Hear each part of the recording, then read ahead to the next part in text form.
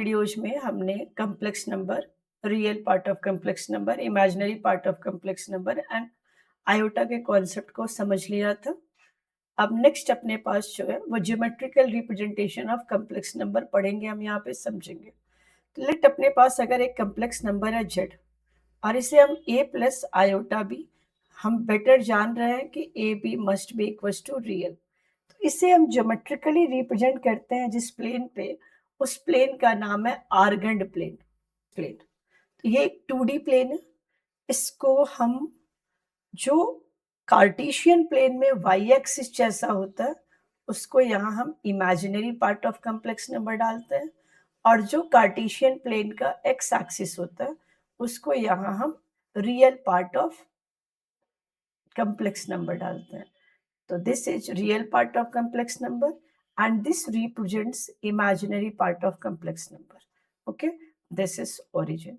Let मान लीजिए मेरे पास एक complex number है z is equals to 2 plus 3 iota.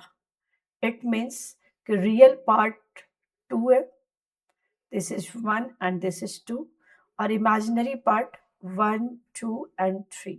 This is 1, this is 2 and 3. Then real part 2 and imaginary part 3. This point P will represent this complex number Z on argand plane. Okay? तो इस तरीके से अगर हमने लिखा, इसको हम अलजेब्रिक फॉर्म कहते हैं। अब हम इस पॉइंट P को एक और तरीके से रिप्रेजेंट कर सकते हैं। कैसे रिप्रेजेंट कर सकते हैं? एट O से लेके P तक हम मिला रहे हैं, और अगर अपने को ये x real part of z का एंगल पता हो और OP का लेंथ पता हो तो भी हम इस z को रिप्रेजेंट कर सकते हैं। तो आइए दोनों टर्म्स को समझते हैं।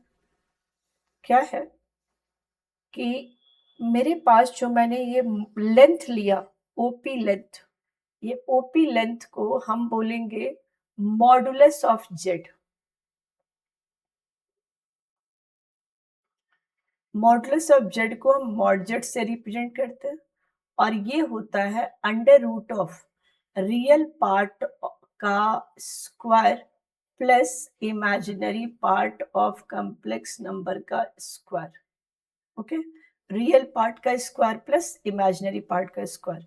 लाइक मेरे पास अगर एक नंबर है z and this is 2 + 3 iota, तो इसके modulus of z, modulus of z बोले तो क्या, ये ओरिजिन से लेकर के उस कॉम्प्लेक्स नंबर तक का जो डायरेक्ट डिस्टेंस है, इसको हम फाइंड आउट करेंगे under root of 2 square plus 3 square, and that will be 4 + 9 and under root of 13 unit.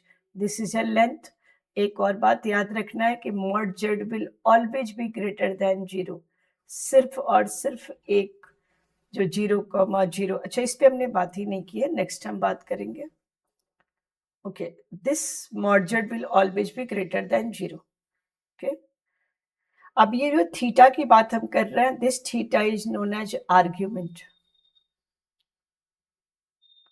Argument of z, और एम्पलीट्यूड ऑफ z भी कहते हैं।